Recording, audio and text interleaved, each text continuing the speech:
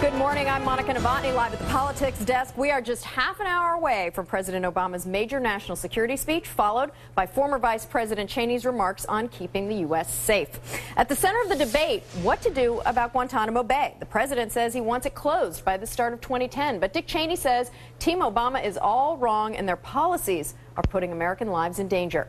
Joining us now, former senior military interrogator Matthew Alexander, the author of How to Break a Terrorist, the U.S. interrogators who used brains, not brutality, to take down the deadliest man in Iraq. So, Matthew, of course, just from the title of your book, we know where you stand on this. You say the short-term gains of torture are outcome losses. What do you say then to people like Dick Cheney who say that harsh interrogation methods work? Well, I would say that they're wrong. My experience, which is based on over 300 interrogations and supervising over 1,000, is that harsh techniques consistently cause detainees to shut down, it hardened their resolves, and it made them less willing to cooperate with us in the interrogation booth. And you probably also say... more important than that. Yeah, go ahead. Sorry, more important than that, Al-Qaeda uses the fact that we torture and abuse prisoners regularly as a recruiting tool, and it's a very effective recruiting tool for them. I heard that time and time again when I was supervising interrogations in Iraq. Foreign fighters say that they had come to fight in Iraq because of our policy of torture and abuse. Wow. Well, you're also of the camp that says that interrogations are about being smarter, not harsher. How do you do that?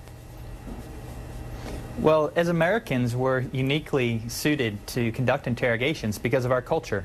We can leverage things like cultural understanding, we can leverage our intellect, our ingenuity, we can leverage compassion sometimes. And when we apply those things, the best parts of our culture, they're extremely effective. I saw my team, when we started to apply those types of techniques that result in a relationship with a detainee built on trust, our success rate was up around 70 or 80%. Wow. Well, when we heard from Robert Mueller expressing his concerns yesterday to lawmakers, he talked about bringing Gitmo detainees to the U.S. Let me play a part of his remarks here. I want to get your reaction on the other side.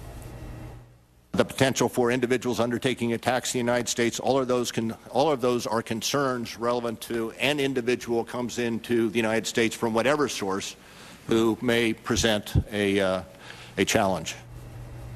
What do you make of this notion of the Gitmo detainees in American prisons coming through and being tried here? Does it concern you? Well, I think what we have to do with all of these problems in the war on terror is we have to look at them in a long-term point of view.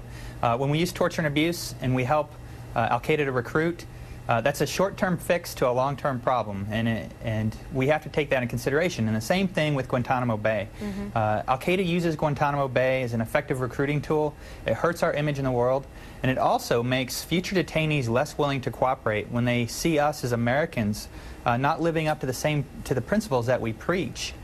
So the best thing we can do is live up to the principles that we stand for, and that will enable future detainees to trust us and to cooperate with us. All right, Matthew Alexander, thanks for sharing some of your expertise today. Appreciate it.